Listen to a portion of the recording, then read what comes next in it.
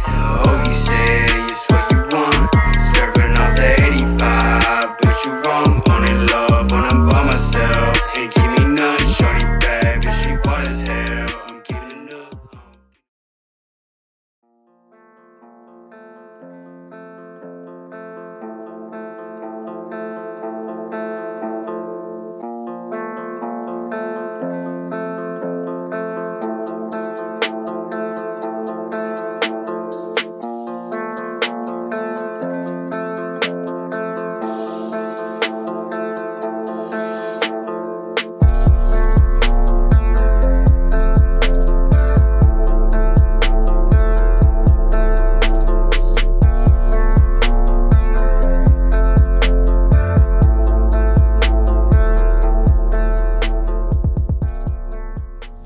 Nah oke, kembali lagi di channel Wheels Garage bersama saya Wildan Fatoni. Nah oke, di sore hari ini saya kedatangan teman. Beliau ini mempunyai mobil yang cukup unik menurut saya, karena konsep dia membangun itu terkonsep dari awal, dan dia single tuner, serta dia termasuk salah satu orang yang mengikuti katalog yang ada di Modulo ya mas ya? Ya, itu kurang lebih seperti itu. Nah di sebelah saya ini sudah ada Honda Jazz atau Honda Fit GE8 tahun 2010 warna Helios Yellow punyanya Mas Rian. Nah untuk di video kali ini kita akan membahas tuntas tentang apa aja yang udah diubah di mobil dari Jazz GE8 punya Mas Rian ini. Mungkin bisa dijelasin dulu kenapa alasannya ngambil Jazz GE8. Alasannya pertama-tama itu saya ambil karena pertimbangan warna kuning, dan jarang saya lihat di jalan ya, saya memutuskan untuk memilih warna kuning. Berarti pada dasarnya surat asli kuning asli ya? kuning, Helios Yellow sesuai STNK sama BPKB. Nah, setahu saya memang warna kuning ini cukup jarang di peredaran di Indonesia ini. Jadi salah satu motivasi mengambil Jazz G ini adalah warna kuningnya itu ya, mas. Sampai jauh mas. Oh di mana mas? Sampai ke Ponorogo. Oke, oh ya benar, makanya platnya masih AE. Nah oke mas, kita langsung bahas saja perubahan yang ada di mobil ini. Kita bahas di eksterior dulu ya, karena memang eksterior ini cukup berubah. Bagi orang yang ngeh atau yang Honda boy pasti paham lah untuk apa aja yang udah dirubah. Jadi untuk pertama kali yang bagian depan ini mas yang dirubah apa aja? Sebenarnya Jazz ini basicnya basic RS. Jadi RS tapi pre-facelift. Pertama-tama saya mengubah dari bentuk mukanya, dari pre-facelift jadi facelift. Saya mengubah mulai dari fender, terus sama melakukan perubahan dari bumper depan itu full modulo dari add-onnya, sama fog lamp itu juga dari modulo. Terus headlamp itu saya rubah jadi headlampnya Fit GP4. Itu perbedaannya dari dalamnya udah bisa di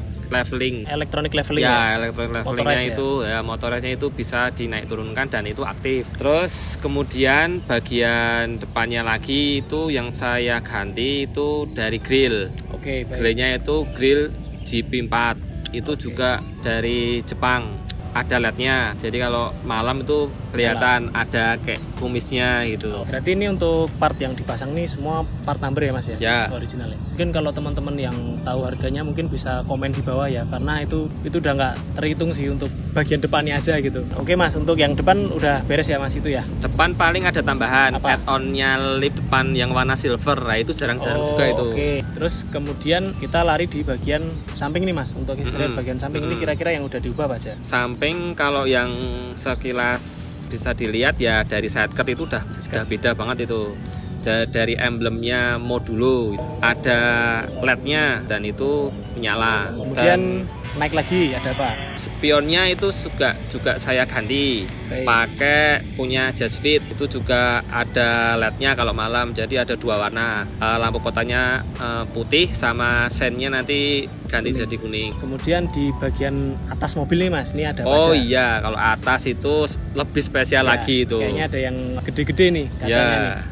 Itu saya pakai panoramiknya OM Fit. Sebenarnya kemarin belinya itu top cut, top cut dari atas, jadi nggak ngubah apapun. Strukturnya juga nggak berubah. Ya PNP itu mas jatuhnya, copotan dari Jepangnya langsung. Berarti dia beli top cut jadi utuh dari plafon dari juga plafon, bawaan ya. ya. Kemudian tirai juga aktif ya. Aktif. Itu juga lumayan istimewa tuh karena dapetin barangnya juga nggak mudah, harganya juga nggak murah. Juga. Kemudian instalasinya itu juga lumayan sulit karena dia ngawinin lah, istilahnya ngawinin atap seperti itu. Kemudian di belakangnya panoramik tuh kayaknya saya lihat antena antena juga OM itu punya fit Jepang ya. Fit Jepang. Antenanya juga bisa fleksibel itu, bisa diatur. Kemudian kita lari bagian belakang.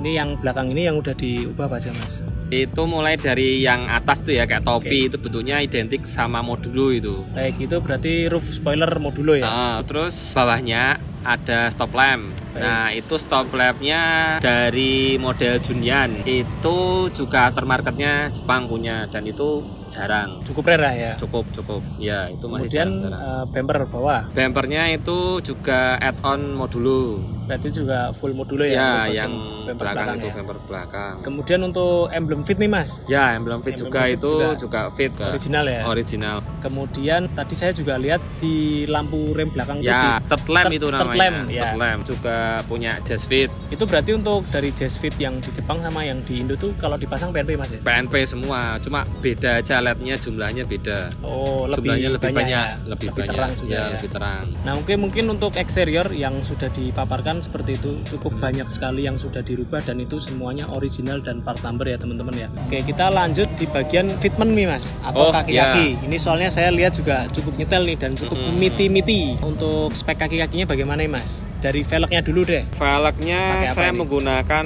NK RS Evo ring 15. Lebarnya yang depan itu 6,5, ET-nya 33. Yang belakang lebar 6, ET-nya 38. Berarti yang belakang lebarnya lebih kecil ya? Lebih kecil. Soalnya depan itu kan pakai BBK.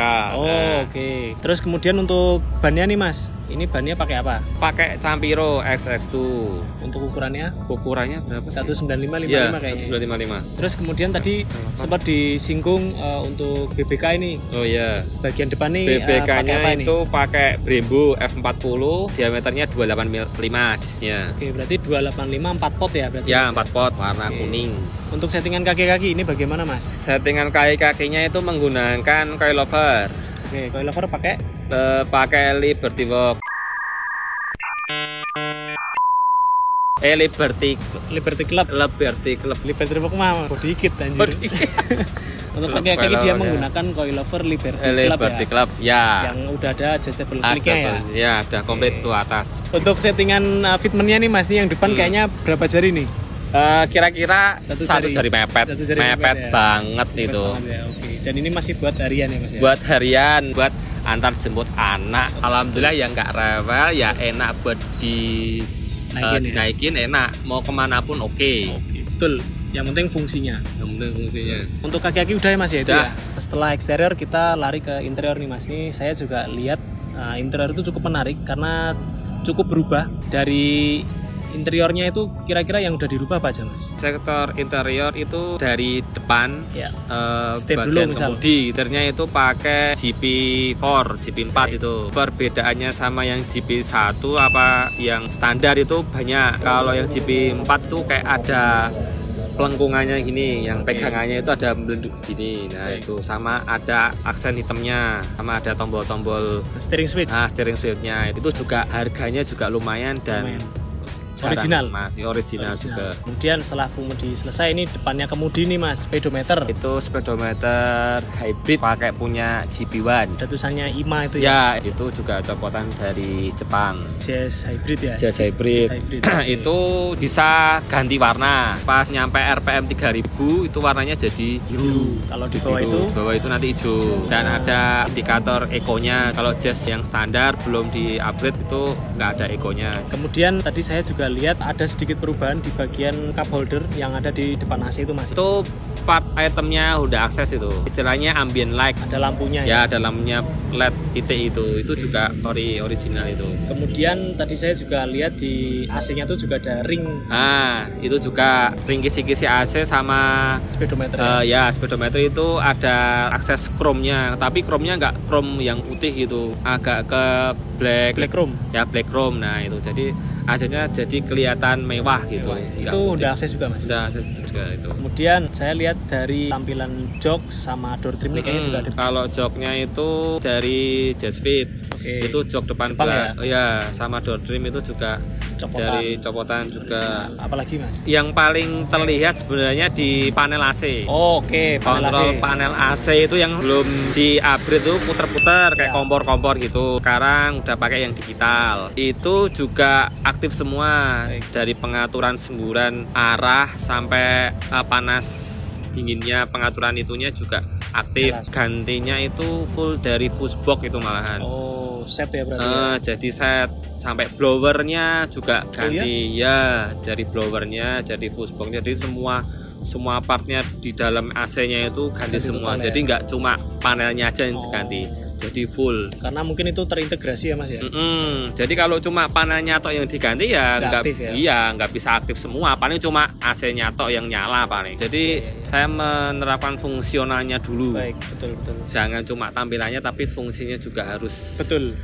difungsikan sebagaimana mestinya. Baik. Kemudian kita lari di bagian atas tuh Mas. Panoramik itu sudah satu set sama ini Ya, Mas? ada Dome light tombolnya ya? juga. Dome light ya, dome light itu yang di pilar B itu. Itu masuk ke ambient juga ya? Ambient light itu yang kanan kiri itu pilar B, sama yang tengah, plafonnya itu ya, plafon itu dome lightnya juga udah akses itu. Tadi juga ada switch buat atas itu. Ya, buat switchnya buka- juga itu. buka tirai ya? Ya, itu originalnya. Terus itu interior ya, itu ada yang lagi Mas mau ditambahin?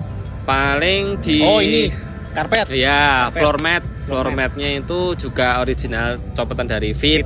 Lampu buat kaki. Oh ya, ambient bawah ya? Ambient light yang buat Di kolong ya? lampu floor. kolong ya? Jadi terkesan seperti udah Senada akses ya? gitu.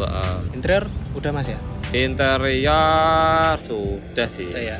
Sudah. Terus untuk audio nih Mas, tadi saya juga Oh, lihat iya. audio juga ada yang diubah nih. Ini audio ada apa aja? Audio sih pakai two way buat daily sih. Cuma ganti head unit, tweeter depan itu two way. Terus sama subwoofer kolong sama DSP paling udah. DSP itu ya? udah enak banget buat daily, itu udah nyaman. DSP-nya merek kalau nggak salah? Cordia apa ya? Cordia ya. Paling untuk interior dan audio itu ya Mas ya? Yang udah ya. Kemudian kita lari ke bagian mesin nih Mas. Ya. Ini mesin ini apa aja yang udah dirubah? Cuma ganti intake hybrid. IMA, tulisan IMA Ya, itu IMA itu punyanya CRZ itu. Oh itu Hybrid. CRZ? Sama itu Mas ya? Sama. Itu buat estetika aja ya Mas ya? Estetika aja sih. Knalpot itu saya ganti dari depan belakang, header, downpipe, front pipe, sama mufflernya itu ganti semua punya Alpino. Full Alpino full berarti exhaust ya? ya. Untuk ECU masih standar? Itu masih standar. Belum di remap ya? Belum. Nggak ada rencana untuk remap Mas? Kayaknya enggak deh. Kira-kira ada yang perlu ditambahkan lagi Mas untuk mobilnya? Coba ya, kayaknya itu aja yang udah dimodif dan itu cukup banyak. Kalau dihitung-hitung secara kasar ini mungkin modifikasinya bisa kebeli satu mobil lagi ya. Bagi teman-teman yang sekiranya suka sama mobil ini, berita baiknya adalah mobil ini akan dilepas oleh Mas Rian. Dengan full spek seperti ini bisa, atau ada beberapa part yang dilepas juga bisa. Nah untuk harga itu menurut saya juga cukup menarik. Bagi kalian yang tertarik untuk meminang mobil ini, kalian bisa DM Mas Riannya langsung ada di bawah ini. Oke Mas, berarti untuk kedepannya proyeknya apa ini? Udah selesai berarti ya Mas mobilnya? Diselesaikan dengan sangat terpaksa.